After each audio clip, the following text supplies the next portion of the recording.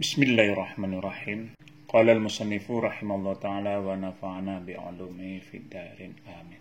Ini kita masuki bab yang pertama. Al-babul awwalu fi bayanil khawfi. Ini bab yang pertama daripada kitab Mukhasyafatul Qulub.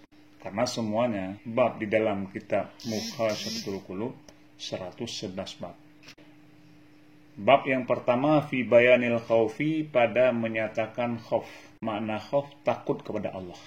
Di sini dibahas masalah takut kepada Allah, bagaimana takut kepada Allah, perbedaannya dengan takut kepada hamba atau makhluk Allah.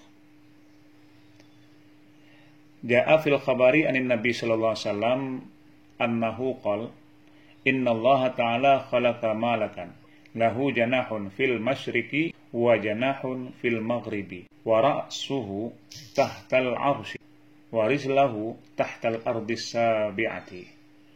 Telah datang dalam satu hadis daripada Nabi sallallahu alaihi wasallam bahwasanya Nabi bersabda, innallaha ta'ala, sesungguhnya Allah Ta'ala khalaqa malaka janahun fil masyriqi, sesungguhnya Allah Ta'ala itu mencipta satu malaikat.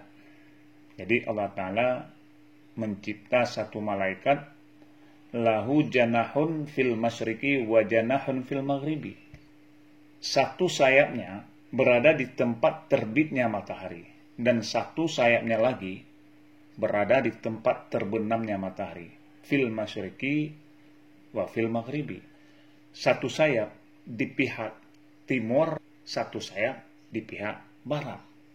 Bayangkan, berarti besarnya malaikat luar biasa diciptakan oleh Allah. Itu sayapnya. Wala'asuhu tahtal arsy, kemudian kepalanya malaikat tersebut berada di bawah aras. Jadi kepala di bawah aras. Sedangkan dua kakinya tahtal ardis sabi'ah, berada di bawah bumi yang ketujuh. Besar. Sayap fil masyriq wal maghrib, kemudian kepalanya fil arsy, tahta fil ars, dan juga kakinya di bawah bumi yang ketujuh. Masya Allah, subhanallah, luar biasa besarnya malaikat diciptakan oleh Allah. Hanya satu malaikat yang diciptakan demikian. Wa alaihi bi'adadi khalqillahi ta'ala raisun, sehingga jumlah bulunya malaikat yang ada di tubuh malaikat tersebut itu sebanyak jumlah makhluk yang ada di permukaan bumi. Itu bulunya. Jadi jumlah bulunya sebanyak jumlah makhluk yang ada di permukaan bumi ini. Fa idza shalla rajulun aw imra'atun min ummati alayya amarahu Allah ta'ala bi ayyamaghasa fi bahrin min nurin tahtal arsy fayanghamasu fihi. Maka Rasul menyambung lagi, apabila bersalawat oleh seorang laki-laki atau yang bersalawat itu perempuan, min ummati, kata Rasulullah, daripada umatku, alayya, atasku, Allah memerintahkan malaikat tersebut untuk menyelam ke dalam lautan cahaya tahtal arsy, yang di bawah aras. Diperintah oleh Allah untuk menyelam malaikat tersebut ke dalam laut nur, ke dalam laut cahaya yang ada di bawah aras. Fayamaghamasu fihi, kemudian menyelamlah malaikat. Summa yakhruju wa yanqudhu janahahu fayatataru min kulli raisatin qitratun fihi. Lalu malaikat itu menyelam ke dalam lautan tersebut.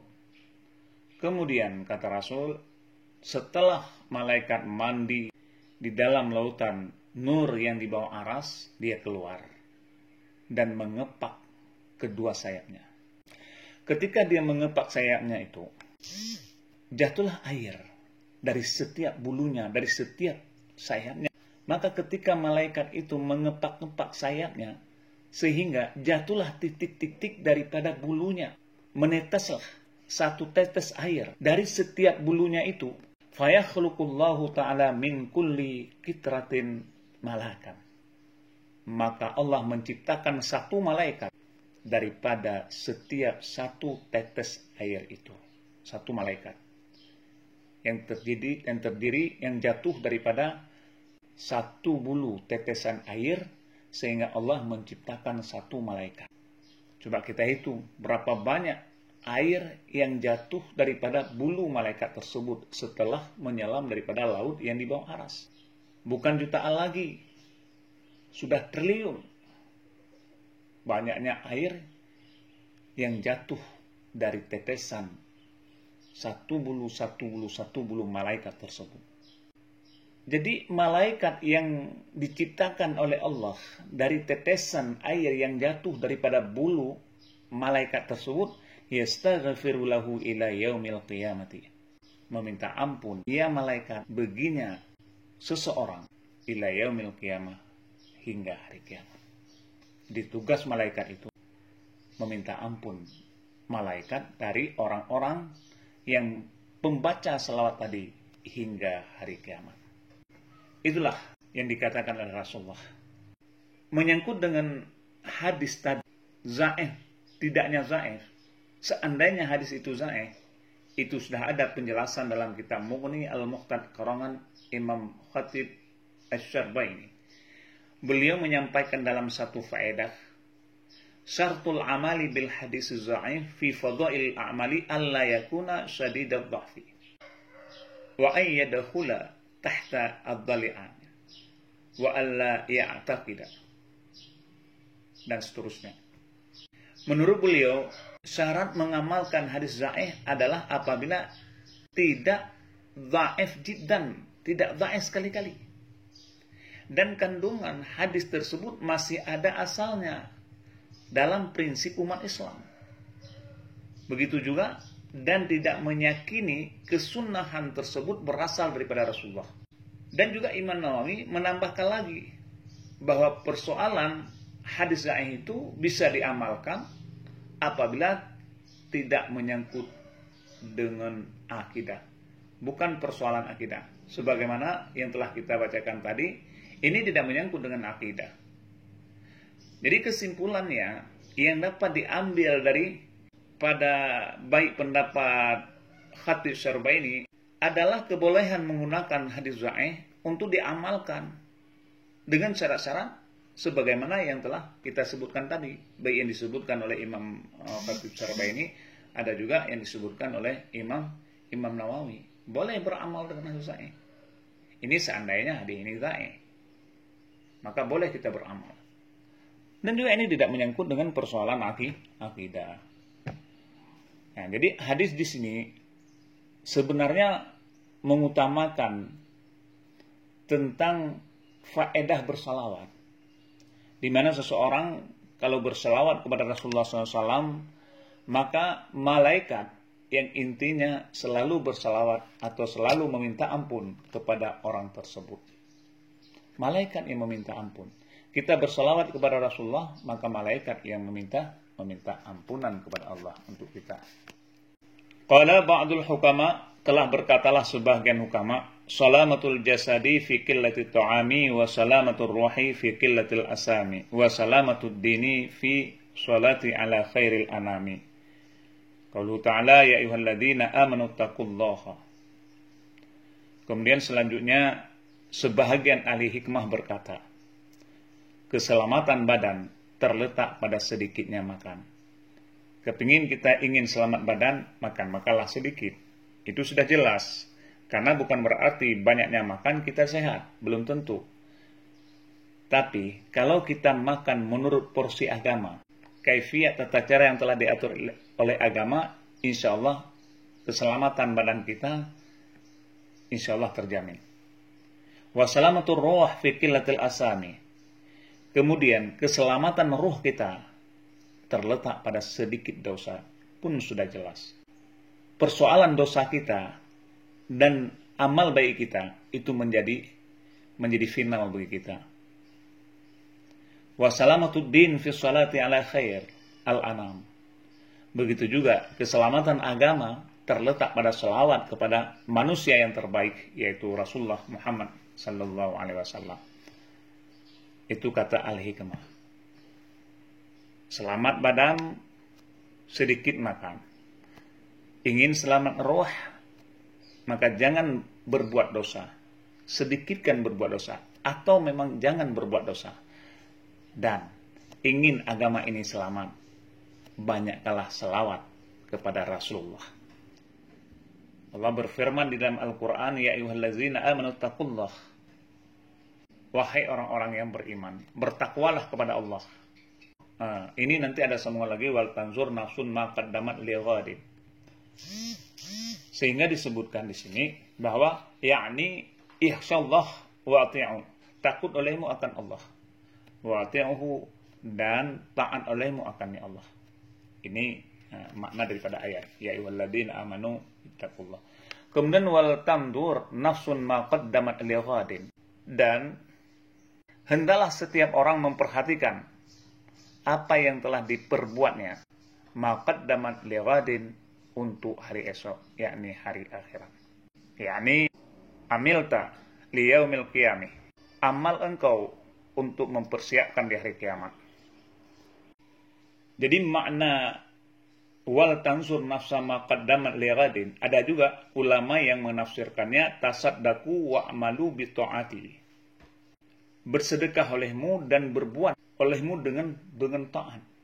Litahajjudu sawabahu, agar kamu mendapat akan pahalanya yaumal qiyamah, di hari kiamat. Wattaqullah, dan takut olehmu akan Allah. Innallaha khabirun bima ta'maluna. Karena Allah sangat maha teliti.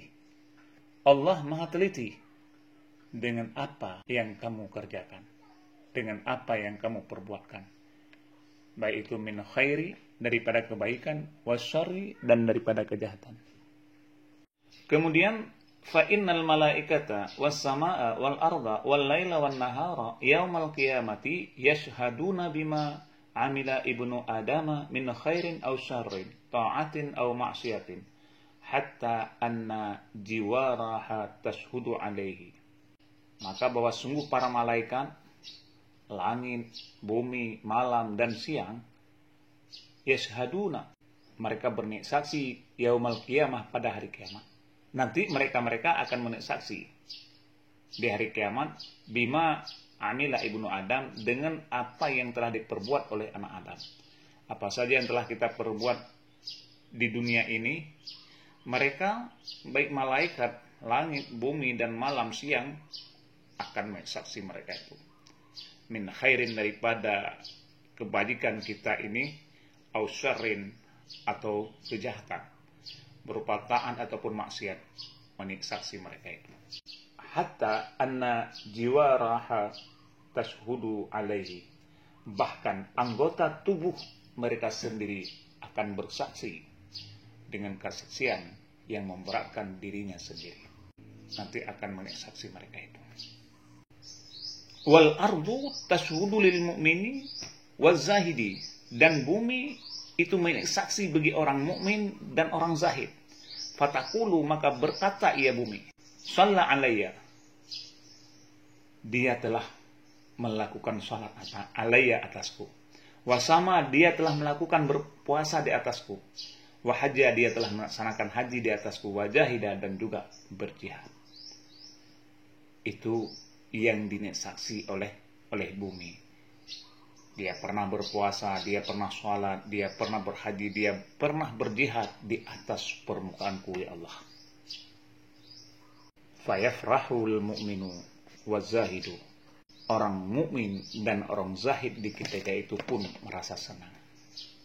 Wa tashhadu 'alal kafiri wal 'asi, kemudian menik saksi ia bumi 'alal kafiri wal 'asi, di atas orang kafir dan orang maksiat.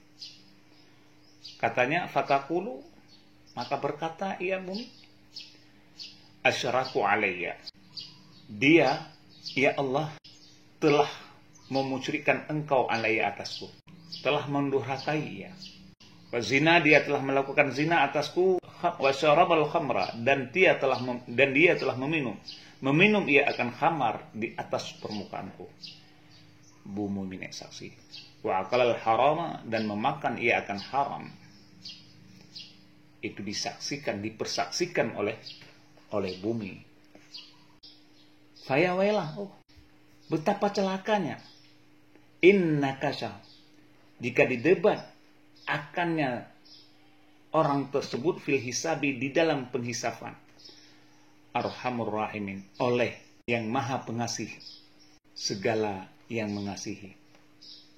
Orang itu akan menjadi celaka nantinya ketika didebat oleh Tuhan yang maha pengasih di dalam hisab, di dalam perhitungan amalannya. Itu bagi orang-orang kafir. Itu nantinya bumi akan menjadi saksi di permukaan di yaumil qiyamah.